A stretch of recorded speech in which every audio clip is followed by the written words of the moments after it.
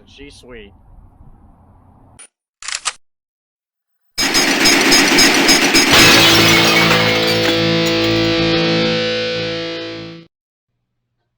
Hey guys, Chris here with Project Nerf, and those of you that have been with me for a while may recognize this blaster. Okay, it was known to us as just the black and gold regulator. I built it a few years ago on commission. It came in for service and upgrade, so let's take a look. Okay, when I originally built this blaster about 3 years ago, it was an IMR blaster. My commissioner was very animate about not wanting to mess with LiPo. Sadly, it ran into some troubles. We had a burnout flywheel motor.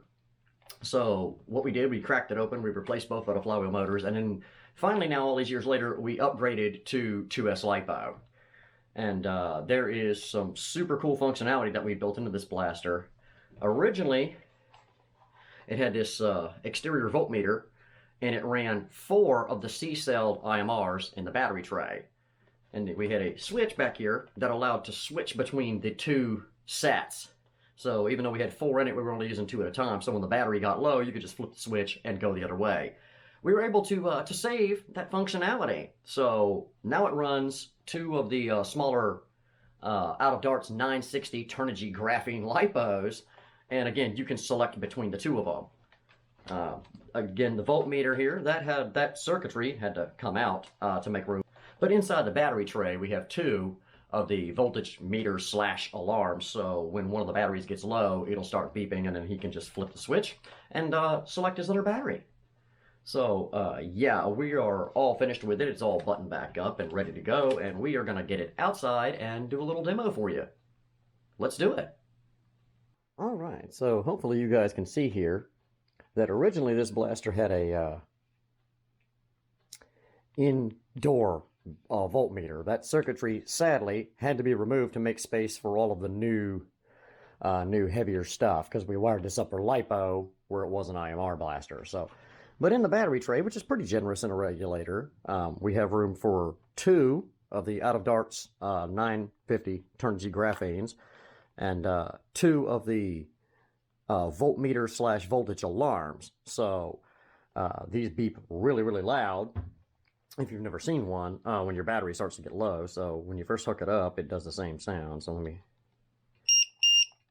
Right, so when your battery gets low, it'll beep at you continuously like that. Beep, beep, beep, beep, beep. And that tells you that it's time to go ahead and flip that switch and go to your other battery. So anyway, let's get it bolted up, buttoned up, and take it outside and do a test on it. Alright guys, I've got my 100-foot tape laid out, and we're going to set the camera up. You guys are going to be setting at 75 feet away.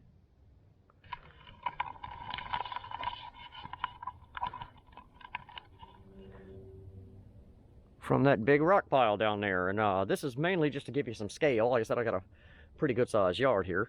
So as we're firing here, I wanted to make sure that you had some reference to how far these things are running. Alright guys, so I've got a 10-stick loaded up with the E-kind waffle tips. Hopefully the tips stay on them. I've had trouble with these over the course of time. And we're just going to set it for semi-automatic and do some single shots downrange at that rock pile. So let me move around behind you.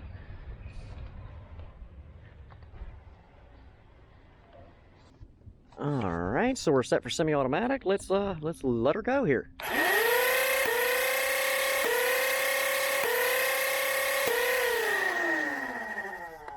3-shot burst. And those are just sailing over the rock pile. Hope you guys can see it. All right, that one's empty, I know. But Chris, that's not enough fire demo.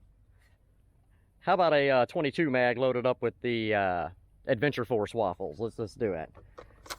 So we'll go ahead and do a couple more 3-shot bursts. We're going to switch batteries. So if I swing around here, we'll go ahead and switch to the other battery. Couple of more 3-shot bursts. And full auto for the mag dump.